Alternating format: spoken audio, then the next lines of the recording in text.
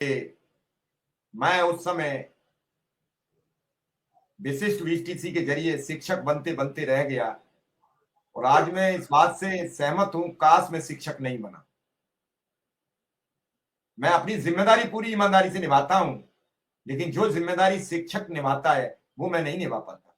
लेकिन उसके साथ अगर वो ये शब्द भी लिखते कि मैं अनुदेशक और शिक्षा मित्र की, क्योंकि वो अपने पद पर है तो वो बहुत कुछ नहीं लिखते, उसकी मर्यादाएं होती है, लेकिन उनके लिखने का ये उनका पोस्ट है आपके समक्ष, और ये पोस्ट ये कह रहा है salary to credited in account. जब यह मैसेज शिक्षक ग्रुपों में आता है तो शिक्षकों को लगता है कि उनको एक नई मुराद मिल गई। यह आपकी मेहनत की बदौलत कुछ भी नहीं है, यह केवल और केवल आपकी कठिन मेहनत का फल है।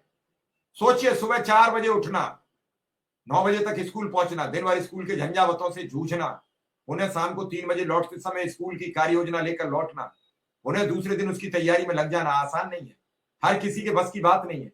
यह केवल शिक्षक ही कर सकता है और उसकी मेहनत के मुकाबले यह सैलरी कुछ भी नहीं है। हृदय से देश के सभी शिक्षकों को सैल्यूट, प्रणाम।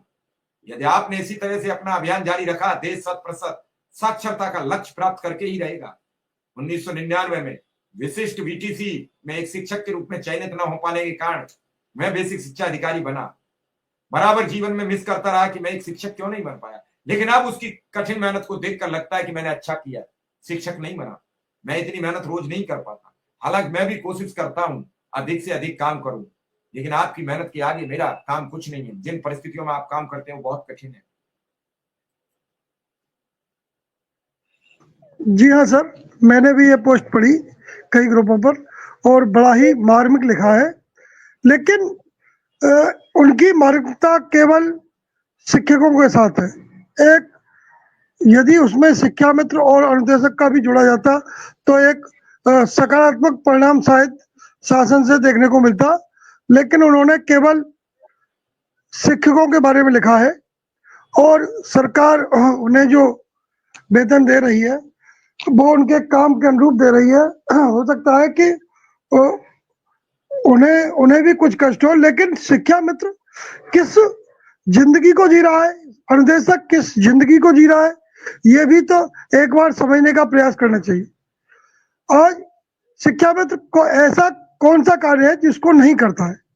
शिक्षा मित्र बीएलओ है, शिक्षा मित्र बाल गणना कराता है, शिक्षा मित्र विद्यालय में पढ़ाता है, इसके साथ साथ जो भी ऑनलाइन कार्य विद्यालय के होते हैं उनको भी करता है।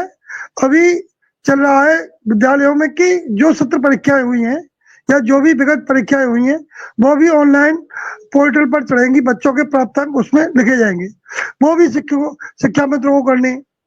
और ऑनलाइन बच्चों का डाटा जाता है मिड डे मील का, वो भी ऑनलाइन शिक्षा मित्रों द्वारा किया जाता है। तो ऐसा ऑनलाइन हाजिरी जाती है बच्चों की, वो भी शिक्षा मित्रों द्वारा की जाती है। तो ऐसा कौन सा काम बचा है जिसे शिक्षा मित्र नहीं करते?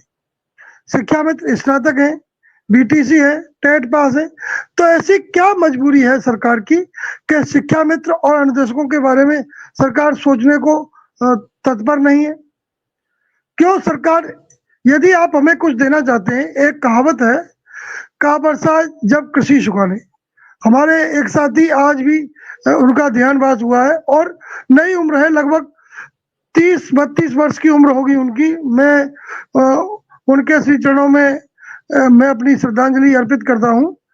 तो अब एक व्यक्ति जिसने पूरा जीवन शिक्षा के लिए अपना लगा दिया और आज वो अपने बच्चे नहीं पढ़ा पा रहा है, अपनी बेटियों की शादियां नहीं कर पा रहा है। आप जिस तरह से मार्मिक पोस्टें करते हैं, किसी भी शिक्षा मित्र की बेटी की शादी के लिए जो सहयोग मांगते हैं, वो आपके लिए भी कोई सरल कार्य नहीं है और उस शिक्षा मित्र भाई के लिए भी कोई सरल कार्य नहीं है कि वो अपना हाथ फैला रहा है अपनी बेटियों के लिए। तो हमारे साथ इतना दुर्व्यवहार है, उस पर सरकार क्यों चिंतित नहीं है? यदि आप कुछ देना चाहते हैं तो आज शीघ्र हमें दे दीजिए, जिससे हमें कुछ संतोष हो। हमारे साथी आज लगभग 40 से 45% लोग जो शुगर और बीपी के शिकार हैं, क्योंकि अवसाद में पूरा दिन चला जाता है कि कैसे रहेगा, क्या खाएंगे, कैसे बेटियों की शादी होगी, कैसे बच्चों की पढ़ाई होगी। और हम उस सम्मानित पद पर हैं जिसकी मिसालें हर व्यक्ति गांव का युवा देता है कि यह अध्यापक है, तो हमारे कार्य भी उस जैसे नहीं हो सकते कि हम कोई भी ऐरा गैरा कुछ भी करके अपनी प्रतिभा और शिक्षक की प्रतिभा प्रतिमा को